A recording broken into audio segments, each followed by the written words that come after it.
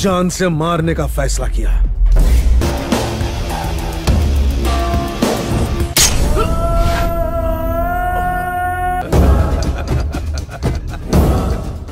Halo sahabat, Assalamualaikum. Semoga sehat selalu dan senantiasa berbahagia. Terima kasih udah subscribe dan menyimak video-video SLMT TV. Semoga Tuhan Yang Maha Esa selalu memberikan rezeki yang berkah dan berlimpah ruah untuk sahabat semua. Nah, kali ini SLMT TV akan membawakan alur cerita film yang berjudul Hebuli. Bagaimana keseruan filmnya? Nggak perlu banyak basa-basi, ini dia alur ceritanya. He's setting a trap. Halo, Kabir, जल्दी वहां से निकल जाओ.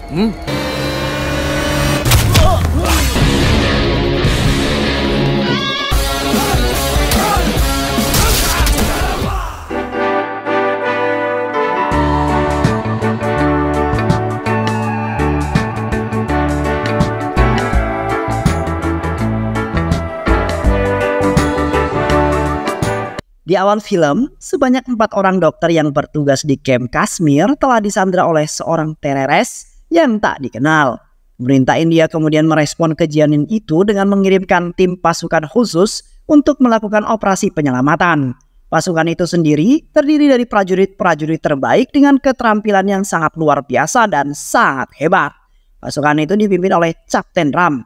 Semua teroris yang ada di sana berhasil dilumpuhkan dengan senyap oleh anggota Kapten Ram. Ketua teroris yang mengetahui hal itu kemudian menangkap seorang dokter untuk dijadikan sandera. Tapi dengan ketenangan dan kejeniusannya Ram, dia berhasil menyelamatkan dokter tersebut. Nandini adalah dokter yang disandera tadi. Dia terpelongo melihat kehebatan Ram dalam menyelamatkan dirinya. Ram kemudian membakar markas teroris itu sebelum pergi dari sana. Nandini mulai jatuh cinta setelah melihat kehebatan si Ram. Dia lalu mengajak Ram ketemu dan mengungkapkan perasaannya di hadapan semua orang. Tapi sayang, Ram yang kaku dalam dunia percintaan tak terlalu menganggap serius cintanya Nandini. Malahan ketika Nandini mengungkapkan cintanya, Ram malah meminta Nandini untuk bisa menyanyikan lagu kebangsaan India. Tapi karena gugup, Nandini tak mampu menyanyikan lagu itu sehingga selesai. Mataram. Semua teman-teman Ram yang ada di sana benar-benar yakin bahwa Nandini memang mencintai Ram. Bahkan sebuah surat yang datang untuk Ram pun mereka anggap adalah surat cinta dari Nandini. Tapi ketika Ram membuka dan membaca surat tersebut, tiba-tiba saja tangannya langsung gemetaran. Badannya menjadi lemas hingga membuat Ram jatuh berlutut. Ternyata isi surat itu bukanlah surat cinta dari Nandini, melainkan surat yang berisi tentang kematian kakaknya Ram yang bernama Satya Murti. Ram sangat terpukul atas kematian kakaknya itu. Dulu Ram dan kakaknya hanya hidup berdua saja. Kedua orang tua mereka pergi tak tahu kemana. Kakaknya Ram yaitu Satya bekerja dengan sangat keras untuk menghidupi Ram. Berkat kerja keras itu mereka berhasil mendapatkan pendidikan yang layak. Oleh karena itulah Ram sangat menyayangi sang kakak tercintanya. Ram lalu pulang ke rumah kakaknya yang ada di Bangalore. Sesamanya di sana, Ram langsung disambut dengan isak tangis dari Ritu, keponakan dan juga istri kakaknya yang bernama Anuradha. Singkat cerita, proses pengkremasan telah selesai. Kakak laki-laki dari Anuradha yaitu ACP Srinivas yang mengatakan kepada Ram bahwa Satya tewas karena bunuh diri. Dia mengakhiri hidupnya dengan cara gantung diri. Saya ikut menyelidiki kasus kematian ini. Kasus kemudian ditutup dengan dakwaan Satya tewas memang murni bunuh diri. Tapi Ram jelas saja membantah pernyataan itu. Dia sangat mengenal kakaknya. Satya bukanlah seorang pecundang yang akan mati dengan cara seperti itu. Ram lalu meminta ACP Srinivas untuk menceritakan kronologinya. Saat itu Satya Murti yang merupakan pejabat IS baru saja diangkat menjadi wakil kolektor atau DC dalam menjalankan tugas. Satya sama sekali tidak pernah tebang pilih kepada siapa saja. Jika itu adalah bangunan yang ilegal, maka Satya akan merobohkannya. Termasuk juga dengan salah satu bangunan milik wakil rakyat, yaitu MLA yang bernama Srinivas. Ia hancurkan Satya dengan gagah berani. Bahkan Srinivas sempat menghalangi proses penggusuran dan melawan petugas pun sempat dipenjarakan oleh Satya. Tapi tak lama kemudian, Srinivas telah keluar dari penjara. Dia langsung pergi ke rumah Satya dan membawa dendam. Namun karena Satya tidak ada di rumah, Srinivas hanya mengobrak-abrik barang-barang miliknya hingga banyak yang hancur. Beberapa waktu kemudian Satya pun kembali ke rumah. Dia melihat kekacauan yang telah disebabkan oleh Srinivas. Satya tentu saja marah dan langsung pergi menemui Srinivas dan menodongkan senjatanya. Beberapa hari kemudian, Srinivas ditemukan tewas. Satya kemudian ditangkap oleh pihak kepolisian karena diduga merupakan pelaku pembunuhan. Beruntung bagi Satya karena kakak iparnya yaitu ACP Pratap berhasil membebaskannya dengan jaminan. Tapi hal yang mengejutkan tiba-tiba terjadi. Keesokan harinya Satya Murti telah ditemukan tewas gantung diri di dalam kamarnya. Hal itu diketahui dari istri Satya yang hendak mengantar kopi ke kamar Satya. Polisi lalu menggelar penyelidikan.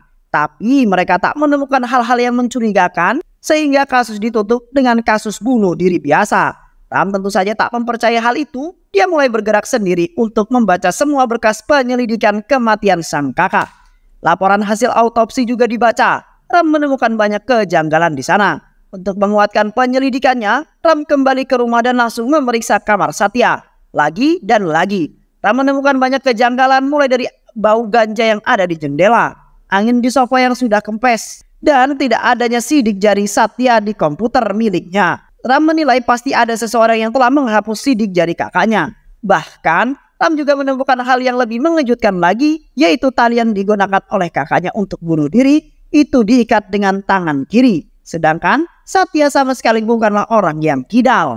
Atas dasar kejanggalan itulah, Ram sangat yakin bahwa kakaknya Satya Murti telah dibunuh oleh seseorang. ACP Pratap sangat terkejut mendengar semua pernyataan itu. Dia sama sekali tidak mengetahui itu semua saat melakukan sebuah penyelidikan.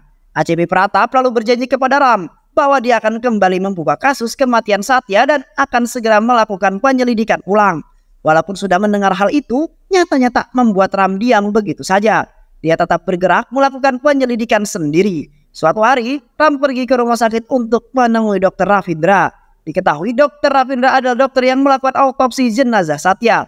Namun sesampai di rumah sakit, salah satu pegawai rumah sakit mengatakan kepada Satya bahwa Dr. Ravindra sedang tidak ada di ruangan karena sedang cuti. Secara kebetulan, Dr. Nandini baru saja tiba di rumah sakit. Ternyata, Dr. Nandini bekerja di rumah sakit yang sama dengan Dr. Ravindra. Nandini sangat terkejut ketika melihat Ram ada di rumah sakit itu. Dia mengira Ram sengaja datang untuk menemui dirinya. Dr. Nandini berjalan mendekati Ram sambil menebarkan pesonanya. Tapi Ram sama sekali tak menghiraukan dirinya. Ram menjelaskan bahwa maksud kedatangannya kemari hanya untuk menemui Dr. Ravindra. Tapi Dr. Ravindra tidak ada di rumah sakit karena sedang cuti. Kamu mencari Dr. Ravindra? Dia ada kok di ruangannya, ujar Nandini. Ram menjadi curiga dengan apa yang terjadi di sana. Nandini kemudian mengantarkan Ram untuk menemui Dr. Ravindra. Ram menanyakan tentang kejanggalan otopsi Satya Murti kepada Dr. Ravindra. Untuk membuktikan kejanggalannya, Ram lalu menjelaskan bahwa orang yang melakukan bunuh diri itu seharusnya memiliki tanda U di lehernya. Tapi mengapa leher Satya Murti adalah memiliki tanda V di lehernya? Itu artinya dia bukan gantung diri. Dia dijerat paksa oleh orang tak dikenal. Baru kemudian digantung seolah-olah seperti orang bunuh diri. Dr. Ravindra mendengar hal tersebut tak mampu berkata apa-apa. Tubuhnya berkeringat dingin. Dia lalu mengusir Ram untuk segera pergi dari ruangannya. Ram yang melihat tindakan aneh Dr. Ravindra itu semakin yakin. Pasti ada sesuatu konspirasi besar di balik kematian kakaknya tercinta. Ram kemudian kembali ke rumah. Dia menanyakan kepada Anuradha, kakak iparnya, tentang keseharian Satya sebelum meninggal dunia. Anuradha menjelaskan kepada Ram bahwa beberapa hari sebelum kematiannya, Satya terlihat sedang gelisah karena masalah yang dialaminya. Kegelisahan itu memuncak ketika Satya mengetahui supir pribadi dan keluarganya tewas karena bunuh diri. Sang sopir dan keluarganya mau tidak mau harus melakukan itu karena tak sanggup lagi membeli obat untuk anaknya yang diketahui mengidap penyakit kanker. Satya berusaha sekuat tenaga untuk menyelidiki penyakit kanker itu. Dia mencari solusi agar tidak ada lagi orang yang bernasib sama. Dan itulah awal dari Satya berselisih dengan salah satu MLA bernama Srinivas. Setelah peristiwa tewasnya Srinivas, Satya kemudian ditangkap karena diduga merupakan pelaku pembunuhan Srinivas. Tapi setelah bebas, Satya mengatakan kepada Anuradha bahwa dirinya tidak pernah menghabisi Srinivas. Itulah saat terakhir Satya menjalani kesehariannya sebelum ditemukan tewas gantung diri keesokan harinya. Atas keterangan dari Anuradha, Ram kembali bergerak melakukan penyelidikan. Tapi sayang dia di sana sama sekali tak menemukan satu petunjuk apapun. Sementara itu di kantor kepolisian, seluruh pembunuh bertangan kidal dipanggil polisi untuk diinterogasi. Tapi dari sekian banyak orang, hanya ada satu orang yang tidak diinterogasi. Orang itu adalah Fayaz. Fayaz tidak diinterogasi karena tidak memenuhi panggilan polisi. Ram yang mengetahui hal tersebut langsung bergerak untuk menemui Fayaz. Ram sangat yakin bahwa Fayaz adalah orang yang membunuh Satya. Dia meyakini hal tersebut setelah melihat bentuk tubuh dan reaksi dari Fayaz. Ram ingin berbicara baik-baik kepada Fayaz, tapi geng Fayaz malah menyerang Ram. Ram mengajar semua anak buah Fayaz dengan sangat mudah. Fayaz yang melihat keganasan Ram, kemudian lari untuk menyelamatkan diri. Ram berusaha untuk mengejar Fayaz, tapi tiba-tiba sebuah mobil datang menabrak Ram. Ram gagal mengejar Fayaz maupun mobil itu. Di sisi lain, Fayaz yang sudah aman dari kejaran Ram, kemudian ditangkap dan dihabisi oleh seseorang yang bernama Kabir. Lantaran dia sudah dicurigai terlibat dalam kasus kematian Satya. Keesokan harinya, Ram mengetahui bahwa Fayaz telah tewas dibunuh. Tewasnya Fayaz membuat Ram harus memikirkan cara lain untuk mencari petunjuk pembunuhan kakaknya. Ram lalu mencoba untuk mengingat wajah dari orang yang menabrak dirinya. Ram lalu melukis wajah orang itu beserta logo yang ada di bajunya. Logo itu adalah logo yang sangat asing di mata Ram. Bahkan Google pun tak mengetahui logo itu. Tapi untungnya Nandini mengetahui logo itu. Dia pernah melihat logo itu di sekitar rumahnya. Ram yang mendengarnya jadi sangat bersemangat. Bahkan di malam itu juga, Ram meminta Nandini untuk mengantarnya ke lokasi logo itu berada. Ternyata logo itu adalah logo yang digunakan oleh sebuah tempat fitness. Diketahui selain ada di daerah ini, ternyata ada tempat fitness lain yang juga menggunakan logo itu. Di sisi lain, upaya untuk mengungkapkan kasus kematian Satya membuat Nandini jadi semakin dekat dengan Ram. Ram sangat menyadari perasaan Nandini, tapi agar Nandini tidak kenapa-napa, Ram meminta agar Nandini mencintai laki-laki lain saja. Berada di sisi Ram sama saja dengan berada di sisi mara bahaya. Permintaan Ram itu ditolak oleh Nandini mentah-mentah. Dia tak ingin mencintai laki-laki lain, dia hanya ingin mencintai Ram dan tetap berada di sisinya. Keesokan harinya Ram bersama Nandini akan berpencar untuk menyelidiki tempat fitness yang ada di lokasi yang berbeda. Untuk berjaga-jaga, Ram sudah memasang GPS di HP Nandini. Mereka berdua pun pergi untuk menjalankan tugasnya masing-masing. Tak lama kemudian, orang yang dicari Nandini datang juga ke tempat fitness. Namanya adalah Anil. Nandini terus mengikuti Anil hingga masuk ke dalam tempat fitness. Ternyata Anil adalah instruktur gym di tempat itu. Nandini lalu menghubungi Ram dan memintanya untuk segera datang kemari. Tapi tak lama kemudian Anil pergi ke tempat fitness itu. Anil mengetahui bahwa dirinya sedang diikuti oleh Nandini. Dia lalu menghubungi teman-temannya dan meminta mereka untuk segera berkumpul di pabrik. Di sisi lain, Ram terus mengikuti Nandini berdasarkan petunjuk GPS-nya. Nandini terus mengikuti Anil hingga masuk ke dalam pabrik. Di sana Nandini sudah disambut dengan para preman yang sudah menunggu. Beruntung, Ram datang di waktu yang tepat. Ram menghajar semua preman-preman di sana dengan gagah berani. Keganasan Ram membuat nyali Anil menciut. Dia kabur dari sana untuk menyelamatkan diri. Ram mengejar Anil hingga terpojok. Anil memohon kepada Ram agar dia diselamatkan. Anil tidak mampu mengatakan informasi yang diinginkan Ram. Karena bila dia mengatakannya, keluarga Anil pasti akan dihabisi. Anil menjadi sangat frustasi. Dia akhirnya lebih memilih untuk mengakhiri hidupnya sendiri dengan cara melompat dari atas gedung. Ram turun ke bawah dan hanya bisa mengambil ponsel milik Anil. Ram menghubungi salah satu anak buahnya di tentara yaitu Ranvir. Ram meminta Ranvir untuk melacak semua nomor telepon yang sering dihubungi Anil. Tak perlu waktu yang lama bagi Ranvir untuk mengetahui identitas orang yang menghubungi Anil. Ternyata orang itu adalah Anjanapa, yang merupakan seorang menteri. Ram yakin bahwa Anjanapa terlibat dalam kasus kematian Satya. Terlihat Anjanapa yang sedang berbicara dengan seseorang di ruangan. Tapi Ram tidak menembak Anjanapa. Dia hanya menembak cangkir yang ada di sana. Dar, Anjanapa shock melihat hal itu. Dia jadi semakin takut ketika Ram mengancam dirinya. Hei Anjanapa, aku adalah adik IAS Satya Murti. Aku akan membalas kematiannya. Aku bisa saja membunuhmu saat ini juga. Tapi kali ini aku hanya datang untuk memperingatimu, ujar Ram. Ram sengaja tidak menghabisi Anjanapa karena dia belum memiliki cukup bukti. Ram terus menyelidiki siapa-siapa yang terlibat dalam kasus ini.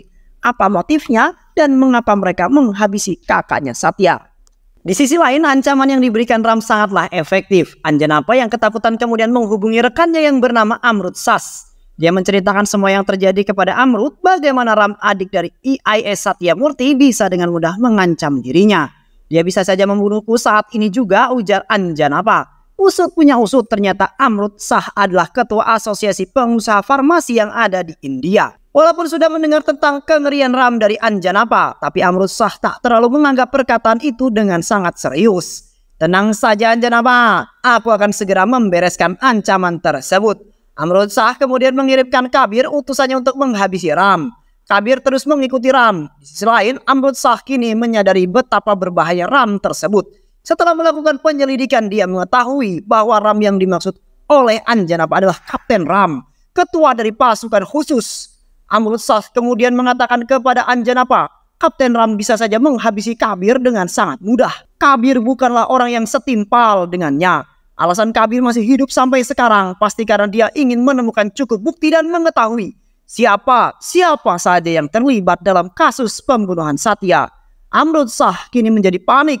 Dia segera menelpon Kabir dan memintanya untuk segera pergi dari sana. Apa yang ditakutkan oleh Amrut Shah menjadi kenyataan. Kabir telah melakukan kesalahan besar karena telah berani-beraninya membuntuti Ram. Kini Ram telah mengetahui identitas Kabir. Jika dulu Kabir membuntuti Ram untuk dihabisi, sekarang giliran Ram yang bergerak membunuh Kabir.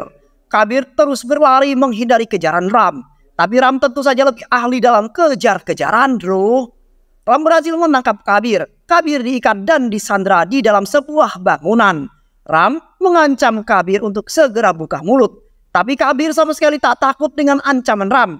Dia tidak akan menceritakan apa yang telah terjadi. Menghadapi orang yang keras kepala seperti Kabir tak membuat Ram merasa kesulitan sedikit pun. Karena Ram telah biasa menginterogasi teroris hingga berhasil membuka mulut. Berbagai siksaan dan ancaman dilakukan oleh Ram yang membuat Kabir ketakutan. Hingga pada akhirnya Kabir mengatakan apa yang telah terjadi.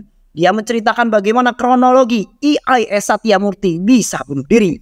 Usut punya usut. Ternyata tragedi itu bermula ketika sopir pribadi Satya dan keluarganya tewas bunuh diri. Satya melakukan penyelidikan untuk menemukan solusi atas harga obat penyakit kanker yang sangat mahal. Satya ingin agar harga obat itu bisa menjadi murah dan dapat dijangkau oleh orang-orang miskin. Itulah mengapa Satya pergi menemui beberapa dokter dan mewawancarainya. Hasil dari wawancara itu Satya tuangkan ke dalam laporannya. Satya lalu mempresentasikan hasil laporan tersebut di depan Menteri Anjanapa. Dengan harapan Anjanapa akan memberikan dukungannya. Satya menjelaskan bahwa berjuta-juta rakyat India telah tewas setiap tahunnya karena tak mampu membeli obat. Solusi dari masalah ini adalah dengan menggunakan obat generik. Obat generik adalah obat yang harganya cukup murah, sehingga bisa dijangkau oleh semua orang. Berbeda hal dengan obat yang bermerek buatan pabrik farmasi yang harganya sangatlah mahal. Contohnya saja dalam masalah kanker. Harga obat generik yang murah seharusnya bisa menyelamatkan para penderita kanker. Tapi obat tersebut telah dibeli oleh pabrik farmasi dan dijual kembali dengan harga yang sangat mahal. Satya menyarankan jika pemerintah bisa menjamin produksi dan distribusi obat generik ini hingga sampai ke pelosok-pelosok desa, maka pemerintah pasti bisa menjamin keselamatan berjuta-juta rakyat India. Menteri Anjanapa berpura-pura mendukung usulan Satya tersebut. Tapi di balik sisi, dia sebenarnya sangat menentang usulan tersebut. Menteri Anjanapa melaporkan usulan Satya itu kepada Amrit Shah, Ketua Asosiasi Pengusaha Farmasi. Amrit Shah tentu saja sangat tidak mendukung usulan itu. Karena bila usulan itu bisa terrealisasi, tentu saja keuntungan yang didapat Amrit Shah bisa berkurang drastis. Oleh karena itulah mereka semua lalu mengundang Satya untuk bertemu di suatu tempat. Amrit Shah menawarkan uang yang sangat banyak agar Satya mengurungkan niatnya itu. Tapi Satya tentu saja menolak. Mau seberapa banyak pun kau menyuapku, itu semua tidak akan sebanding dengan nyawa rakyat India yang melayang. Aku akan tetap pada pendirianku, ungkap Satya. Perkataan Satya itu membuat Menteri Anjanapa dan Amrit Shah menjadi kesal. Mereka lalu merancang skenario untuk menjebak Satya. Mereka akan memberikan Satya tuduhan palsu sebagai pelaku pembunuhan MLA Srinivas. Padahal saat momen Satya menodongkan pistol pada MLA Srinivas itu, dia sama sekali tidak membunuh Srinivas. Satya hanya menembakkan pistol ke udara sebagai peringatan pada Srinivas. Sedangkan Srinivas tewas di tangan Fayaz. Saat itu Fayaz yang dikirim oleh Menteri Anjanapa tiba-tiba saja datang ke hadapan Anjanapa dan menembaknya. Tembakan itulah yang membuat Srinivas tewas seketika. Tewasnya Fayaz membuat pihak kepolisian yang menangkap Satya atas tuduhan palsu tersebut Tapi tak lama kemudian Satya berhasil dibebaskan walaupun dengan jaminan. Satya yang sudah bebas yakin bahwa semua ini adalah ulah Menteri Anjanapa. Dia menghubungi Menteri Anjanapa dan menyampaikan padanya bahwa dia tidak takut dengan apa yang dilakukan Anjanapa. Dia akan tetap berdiri tegak untuk membantu semua rakyat miskin. Menteri Anjanapa yang mendengar hal itu merasa tidak nyaman. Dia sekali lagi meminta agar Satya segera mundur dari niatnya itu. Tapi lagi dan lagi, untuk yang kedua kalinya Satya tetap berpegang teguh pada pendiriannya. Obrolan kita ini sudah aku rekam. Aku akan segera melaporkanmu pada kepolisian. Kau akan segera kehilangan jabatan menterimu itu, ujar Satya. Anjanapa menjadi panik setelah mendengar hal tersebut. Dia tak ingin Satya menghancurkan hidupnya. Malam itu juga Anjanapa menyuruh Fayaz, Kabir dan Anil untuk segera menghabisi Satya. Mereka bertiga lalu pergi ke rumah Satya. Sebenarnya Satya mampu mengalahkan mereka bertiga. Namun Satya menjadi tak berdaya ketika Kabir memperlihatkan anak dan istri Satya yang sudah berada di genggaman Anil. Jika Satya melawan, Anil bisa saja menghabisi keluarga Satya dengan sangat mudah. Satya bingung, dia tak tahu harus berbuat apa. Satya kemudian disuntikan sebuah obat dan kemudian jatuh terkapar. Satya yang sedang sekarat itu kemudian mengatakan kepada mereka bahwa program ini akan tetap berlanjut. Kematianku bukanlah apa-apa. Adikku Ram akan segera datang memburu kalian semua. Dia juga akan melanjutkan programku ini, ujar Satya. Ram langsung menangis setelah mendengar kata-kata terakhir dari kakaknya itu. Ia sama sekali tak menyangka bahwa kakaknya akan mengharapkan dirinya untuk menyelesaikan apa yang telah dia mulai. Ram menjadi sangat murka. Mereka telah membuat kesalahan fatal karena telah menghabisi Satya. Ram dengan amarahnya langsung pergi menemui Menteri Anjanapa. Dia menerobos masuk, semua orang yang menghalingnya langsung dilibas. Ram mengatakan kepada Anjanapa dan juga Amrutsah bahwa kalian telah melakukan dua kesalahan. Kesalahan yang pertama adalah kalian telah mengkhianati negara. Dan kesalahan yang kedua karena kalian telah berani membunuh Satya, kakak dari Kapten Ram, pemimpin pasukan khusus. Aku akan menghukum kalian dan hukumannya yang pantas bagi kalian adalah kematian. Aku akan menghabisi kalian dengan cara yang sangat menyakitkan, ujar Ram. Kemudian pergi dari sana. Ram sengaja tidak menghabisi mereka karena Ram belum memiliki bukti. Dia juga ingin mewujudkan keinginan kakaknya untuk bisa merealisasikan program obat generik. Ancaman dari Ram itu ternyata tak membuat nyali Anjanapa dan Amrutsah menciut. Mereka menculik Anuradha, istri Satya dan juga Ritu anaknya. Jika Anuradha ingin anaknya selamat, maka segera serahkan nyawa Ram pada mereka. Mereka akan menukarkan nyawa Ram dengan nyawa Ritu. Anuradha lalu dibebaskan. Ram yang melihat kakak iparnya menangis itu tentu saja bingung. Dia lalu bertanya pada kakaknya apa yang sedang terjadi. Anuradha menceritakan semuanya bahwa dia dan Ritu sempat diculik oleh Menteri Anjanapa. Anjanapa mengatakan jika Anuradha ingin nyawa Ritu selamat, maka dia harus menyerahkan nyawa Ram sebagai gantinya. Setelah mendengar hal itu, Ram dengan sukarela akan menyerahkan nyawanya demi keselamatan Ritu. Saya adalah tentara yang melindungi perbatasan. Saya selalu sedia jika sewaktu-waktu negara membutuhkan nyawa saya. Jika saya saja bersedia mengorbankan nyawa saya untuk negara, maka saya akan dengan ikhlas mengorbankan nyawa saya untuk melindungi keluarga, ujar Ram. Tak lama kemudian Anjanapa dan anak buahnya datang untuk menjemput Ram. Ram diminta untuk menyerahkan dirinya bersama laporan-laporan dan proyek milik kakaknya. Tapi di tengah obrolan mereka tiba-tiba saja pihak kepolisian datang menemui Ram. Mereka mengatakan bahwa Ram akan ditangkap karena melakukan pelanggaran disiplin pada pihak militer. Ram akan segera diserahkan kepada pihak militer untuk segera diadili dengan hukuman militer. Anjanapa tak mampu berbuat banyak. Dia hanya bisa menyaksikan Ram yang dibawa oleh pihak kepolisian. Di kantor polisi, para tentara datang dan membawa Ram ke pengadilan militer.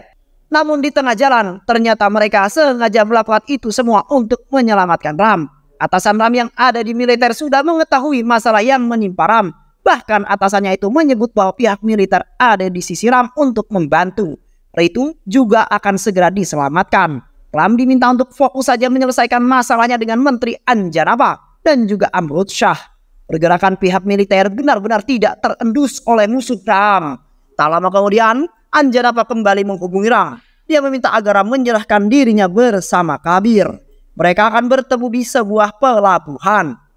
Ram tanpa banyak basa-basi langsung datang menemui permintaan Anjanapa. Kabir kemudian diserahkan tapi malang. Bagi Kabir, dia yang sudah bebas langsung dihabisi oleh Amrutsah karena telah membocorkan informasi kepada Ram. Untuk menyelamatkan Ritu, Ram membuang senjata yang dibawanya dan juga mengemis kepada Anjanapa untuk segera membebaskan Ritu. Anjanapa dan Amrutsah mengira bahwa Ram sudah menyerah. Mereka lalu menghajar Ram dengan sesuka hati. Berkali-kali Ram dipukul dan disiksa, tapi Ram tak kunjung melawan. "Hei jagoan, ada apa hah? Kenapa sekarang kau kelihatan seperti orang lemah? Bukannya kau itu bisa menghajar kami semua? Di mana keganasanmu yang dulu itu pergi? Jika kau terus begini, maka kau akan mati seperti kakakmu itu. Dia tak mengakhiri hidupnya sendiri, tapi kamilah yang menghabisinya. Bisa-bisanya dia bermimpi untuk menyelamatkan banyak rakyat dengan obat generiknya itu," ujar Anjanapa meremehkan Ram. Ternyata Ram sengaja tidak melawan untuk mengumpulkan bukti. Percakapan Anjanapa dan Amrutsah itu telah direkam melalui kancing kamera yang ada di bajunya. Anjanapa yang bodoh benar-benar tidak mengetahui hal tersebut. Karena sudah bosan menyiksa Ram, Anjanapa dan Amrutsah kemudian pergi dari sana.